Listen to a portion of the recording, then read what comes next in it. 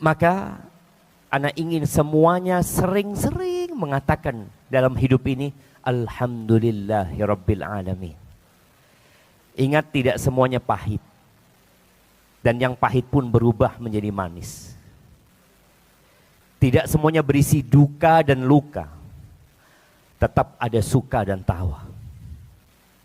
Yang mungkin tadi ada masalah sama suaminya di rumah. Kemudian datang ke sini, dia ketemu sama kawan-kawannya.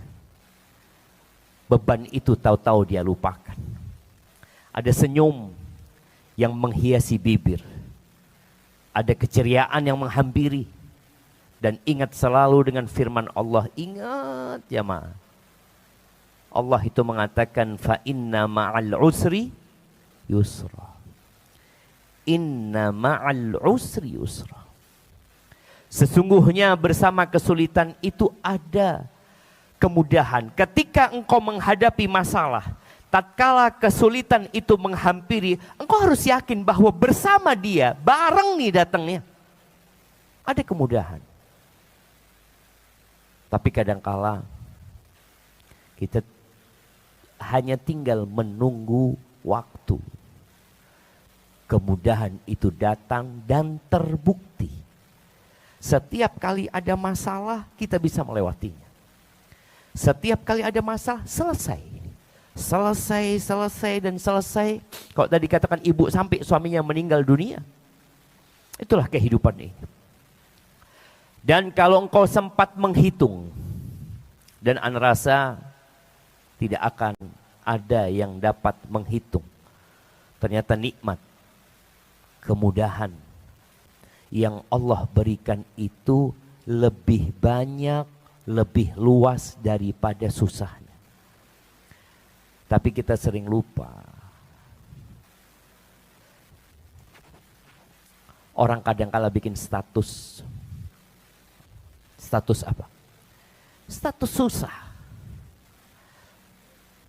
Sulit, berat, lagi ada masalah. Kapan engkau buat status kebahagiaanmu?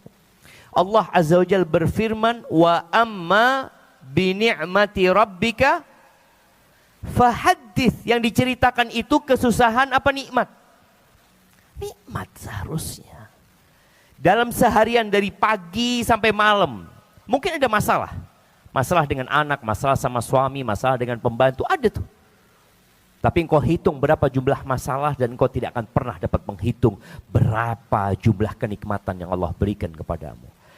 Ahibati fillah, ya kehidupan ini berputar. Yang hari ini di atas, mungkin besok di bawah. Yang hari ini di bawah, mungkin dia besok di atas. Yang hari ini sehat, mungkin besok dia sakit. Ana pernah ditelepon dengan seorang jamaah. Dia mengatakan, Ustadz, ana kepingin ketemu Ustadz. Dia seorang akhwat bersama suaminya. Ana ngomong bismillah. Ana jumpain dia. Ana ngomong, kenapa?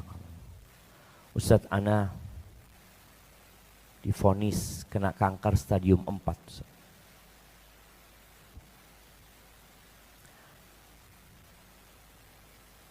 Subhanallah. Ana sampaikan kepada dia tentang nikmat Allah yang banyak.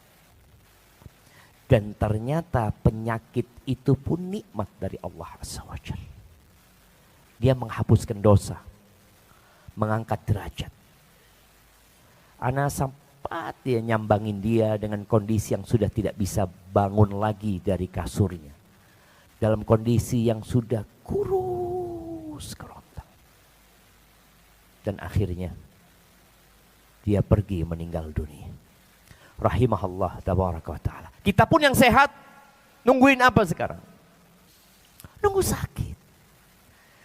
Makanya bagaimana kita jaga makan, bagaimana kita olahraga, bagaimana kita check up kesehatan. Karena kita tahu ada yang sedang kita nanti. Yang perempuan takut dengan yang namanya keriput. Nah,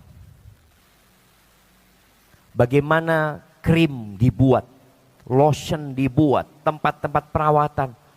Ada tempat perawatan khusus laki-laki. Anda hampir nggak ada. Ada. Ada. Subhanallah. Anda baru tahu mungkin di Jakarta ada. Tapi Anda pikir yang merawat kulitnya itu ya kebanyakan memang wanita. Ada ketakutan. Laki-laki tambah hitam tambah laris mungkin. Kadangkala dia gosong kena matahari. Karena terus dia bekerja di bawah terik matahari. Ya itulah buat mereka. Tapi buat para wanita tidak. Ada kekhawatiran. Ada takut kusam. Takut dengan kerutan di wajahnya. Makanya masker muka itu dengan berbagai macam dibuat ya. Bahkan dari lumpur pun dipakai.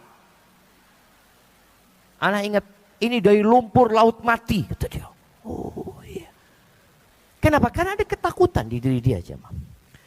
Maka ahibati fillah, ingat. Yang muda akan tua. Yang sehat, ya mungkin dia akan sakit. Yang kaya, boleh jadi dia akan miskin. Yang miskin boleh jadi dia akan kaya. Dan yang hidup semuanya pasti dia akan merasakan kematian. Ahibati fillah, jadi sunnatullah yang harus kita lewatin bersama, ya seperti itu. Ada siang, ada malam, ada suka, ada duka, ada tangis, ada tawa, dan Allah menjadikan kehidupan ini sebagai darul ibtila. Kita berada di negeri ujian. Sebagian kita nggak sadar. Sebagian kita maunya bersenang-senang. Loh, engkau mau bersenang-senang, tapi harus ingat, engkau berada di negeri bala. Oleh karena itu Rasul SAW menyebutkan tentang dunia ini, sijnul mu'min wa jannatul kafir. Penjara buat orang beriman. Bayangin ya. Nabi menyebutkan SAW tentang dunia ini, ad-dunya sijnul mu'min wa jannatul kafir. Penjara buat orang beriman dan surga buat orang-orang kafir. Ketika engkau maunya bersenang-senang, engkau sudah merasa seperti di surga di sini, bebas melakukan apa saja. Maka yang ada, boleh jadi ada nilai-nilai kekafiran yang ada pada diri kita saat itu. Tapi tatkala engkau merasa terbebani, merasa ini nggak boleh, itu nggak boleh, ya, engkau sedang berada di penjara. Ada aturan yang harus diikuti. Allah Azza wa Jalla berfirman, kita lihat di halaman 10 ini. Di surat Al-Anbiya ayat 35. Allah mengatakan, wa nabluukum bisyarri wal khairi fitnah. Wa ilaina turja'un. Dan kata Allah, wahai manusia, kami akan menguji kalian dengan kesempitan dan kenikmatan, dengan keburukan dan kebaikan. Itu adalah fitnah untuk menguji iman kalian. Wa ilaina turja'un. Kita nggak akan selama-lamanya di muka bumi ini, jemaah. Cepat atau lambat kita akan meninggalkan dunia ini. Kemana? Menuju kepada Allah Azza wa Jalla. Akan ada hisab yang harus dilewatin pada waktu itu. Kita lihat di sini Ikrimah rahimahullah, seorang tabi'in, pernah mengatakan, laisa ahadun illa wa huwa yafrah wa yahzan. Tidak ada satupun manusia melainkan dia pernah gembira dan pernah bersedih. Walakin ij'alul faraha syukran wal huzna sabran. Kata Ikrimah mengatakan, oleh karena itu jadikanlah sukamu adalah syukur